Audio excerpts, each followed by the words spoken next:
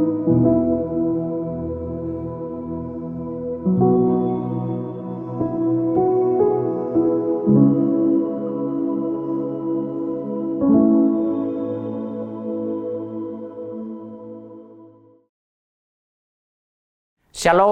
damai sejahtera bagi Bapak, Ibu, dan saudara-saudara terkasih dalam Kristus.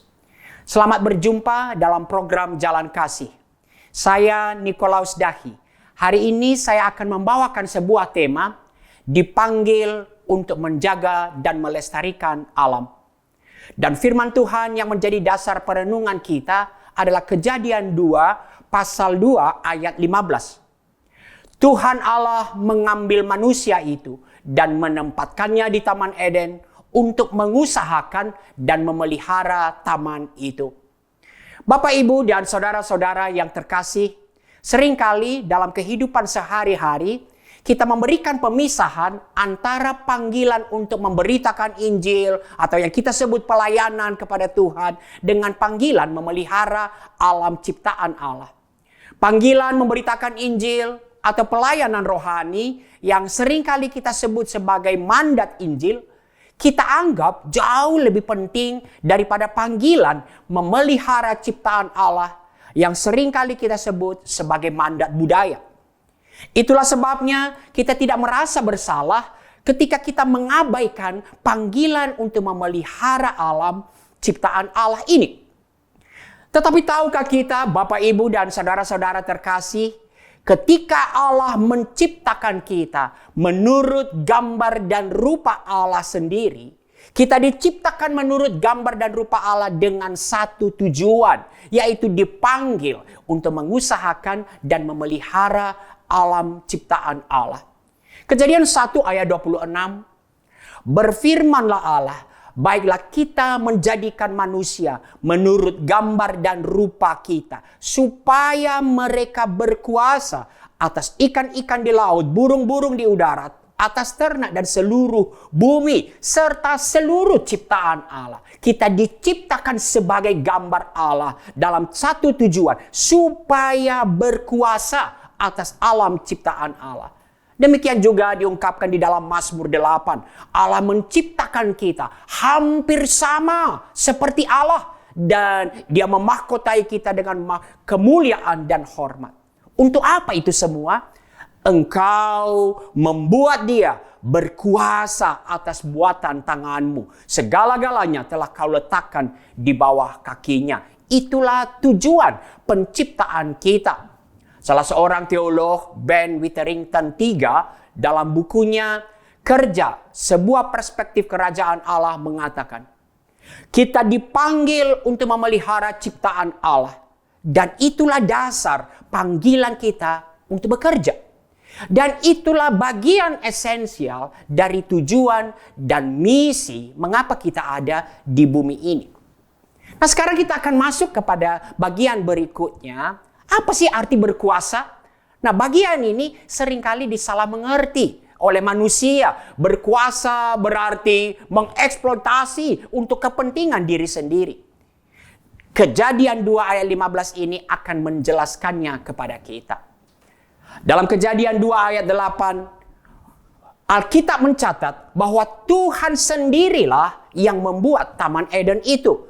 Taman yang begitu indah. Rancangan kelengkapan taman ini yang begitu indah adalah hasil karya langsung dari kehendak, hikmat, serta kuasa Allah. Dan kemudian pada Kejadian 2 ayat 15 kita lihat, Tuhan Allah mengambil manusia yang telah diciptakannya dan menempatkannya di Taman Eden untuk mengusahakan dan memelihara taman itu. Pada ayat ini kita melihat ada dua kata kerja yang diberikan untuk Allah, yaitu mengambil dan menempatkan. Dan dua kata kerja untuk manusia, yaitu mengusahakan dan memelihara. Kita akan memikirkan hal ini dalam perenungan kita hari ini. Tuhan Allah mengambil manusia itu dan menempatkannya di Taman Eden. Mengapa manusia bisa berada di Taman Eden itu? Manusia bisa berada di Taman Eden itu, menikmati Taman Eden hanya karena Allah mengambil dan menempatkannya di Taman Eden. Berarti ini adalah anugerah Allah. Sama sekali tidak ada usaha manusia sedikit pun agar bisa masuk Taman Eden dan menikmati Taman Eden. Lalu yang kedua kita berkata, tentu saja Tuhan Allah yang membuat Taman Eden sangat berkuasa untuk memelihara taman itu. Dia tidak perlu manusia untuk memelihara taman itu. Dan disinilah kita memahami, ketika Tuhan menempatkan manusia di Taman Eden untuk mengusahakan dan memelihara taman itu, itulah tindakan Allah yang bijaksana dan penuh kasih. Manusia dipercayakan Allah untuk menjadi wakil-wakilnya, mengurus taman ciptaannya. Dan tentu saja ini berlaku bagi alam ciptaan Allah yang Ia ciptakan begitu baik pada awalnya. Hal ini seharusnya terus menjadi kesadaran kita. Alam semesta dan bumi yang kita diami adalah milik Tuhan. Dan oleh anugerah Allah, oleh kemurahan Allah, kita dipanggil menjadi pengurus, penata layan bumi ciptaan Allah. Kita harus terus rendah hati menyadari kita manusia hanya penata layan.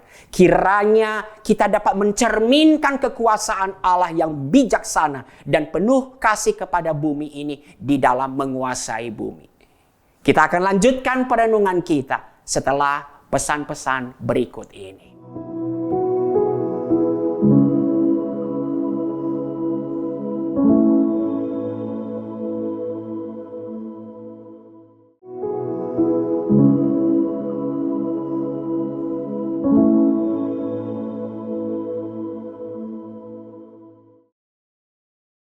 Setelah kita melihat dua kata kerja yang dinyatakan bagi Allah, Allah mengambil dan menempatkan manusia di Taman Eden. Sekarang mari kita lihat dua kata kerja untuk manusia. Sang penata layan yang dipercayakan oleh Allah untuk mengurus alam ciptaan Allah, mengusahakan dan memelihara. Mari kita lihat kata mengusahakan dalam bahasa aslinya adalah kata abad. Berarti melayani, mengabdi. Namun menarik, beberapa Alkitab terjemahan bahasa Indonesia menerjemahkan kata abad ini dalam beberapa bagian dalam firman Tuhan sebagai ibadah. Kata mengusahakan, mengurus taman itu adalah bagian kita beribadah, melayani kepada Allah. Itu yang pertama. Lalu yang kedua, kata memelihara. Kata memelihara dalam bahasa aslinya adalah kata syamar. Apa itu syamar? Kata syamar berarti menjaga, mengamankan untuk mendatangkan manfaat bagi manusia. Tetapi tidak hanya berhenti untuk generasi itu saja. Kata samar mengandung arti mengamankan, menjaga supaya tersedia berkelanjutan dari abad ke abad, dari generasi ke generasi. Menarik sekali, kata abad dan syamar ini seringkali muncul bergantian, muncul bersamaan dan sama-sama diartikan sebagai ibadah, melayani Allah, berpegang kepada Allah, menuruti perintahnya. Ini bisa kita lihat umpamanya di dalam Ulangan 10 ayat 12 sampai 13. Dari kedua pengertian kata ini, mengusahakan adalah abad. Dari sana kemudian abad, abodah. Dari sanalah kita tahu kata ibadah. Dan yang kedua kata syamar. Kita bisa menyimpulkan bagaimana kita mengurus, menata layan alam ciptaan Allah ini. Yang pertama, menjaga alam.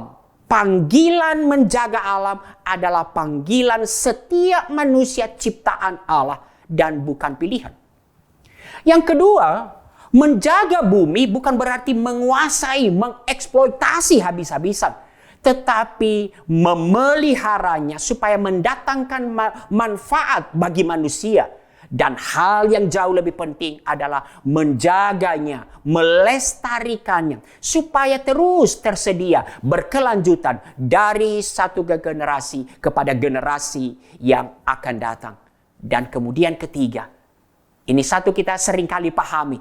Kalau kita memahami ibadah itu apa? Oh, ibadah itu ketika kita ibadah di dalam gereja, ketika kita melakukan persekutuan, aktivitas-aktivitas rohani. Tetapi pada bagian ini kita dinyatakan, memelihara dan melestarikan alam adalah ibadah kepada Allah. Kiranya perenungan firman Tuhan pada hari ini menolong kita untuk memahami ibadah dalam arti yang lebih utuh, arti yang lebih sejati. Tidak hanya ketika melakukan aktivitas-aktivitas rohani, tetapi juga kita dipanggil memelihara dan melestarikan alam, dan itu adalah ibadah kita kepada Allah. Betul sekali, kejatuhan manusia dalam dosa memang telah mengaburkan konsep ini. Kenapa kemudian alam kita eksploitasi untuk kepentingan manusia sendiri?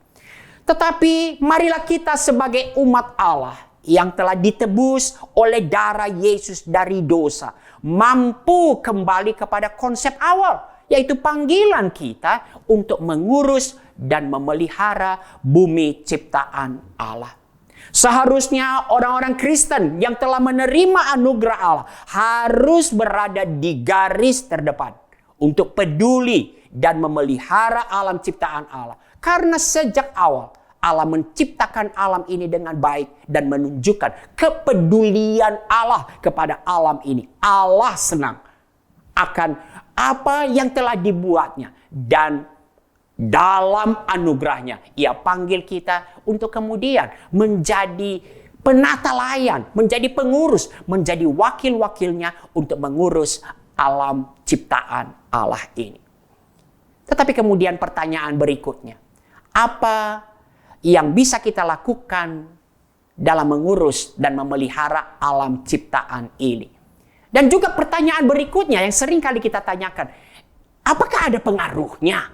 Bukankah kalau saya melakukan hal yang kecil tidak ada pengaruhnya? Apakah ada pengaruhnya bagi dunia ini kalau saya melakukan apa yang menjadi bagian kita?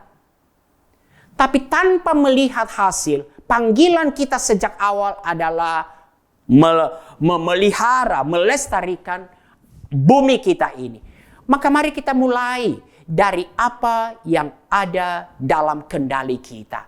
Dan kiranya kemudian dalam anugerah Allah, Tuhan memberikan kesempatan kepada kita untuk mengusahakan hal yang lebih besar, mengusahakan dalam jangkauan yang lebih besar, dan kemudian juga bahkan kita bisa ambil bagian untuk mengkampanyekan, untuk bersama-sama dengan saudara-saudara kita, manusia penghuni bumi, untuk menyadarkan apa pentingnya panggilan untuk memelihara alam semesta ini. Mari mulai dari hal-hal yang bisa kita lakukan di dalam kehidupan sehari-hari. Namun bagian-bagian ini kita nanti akan bahas di dalam segmen berikutnya setelah pesan-pesan berikut ini.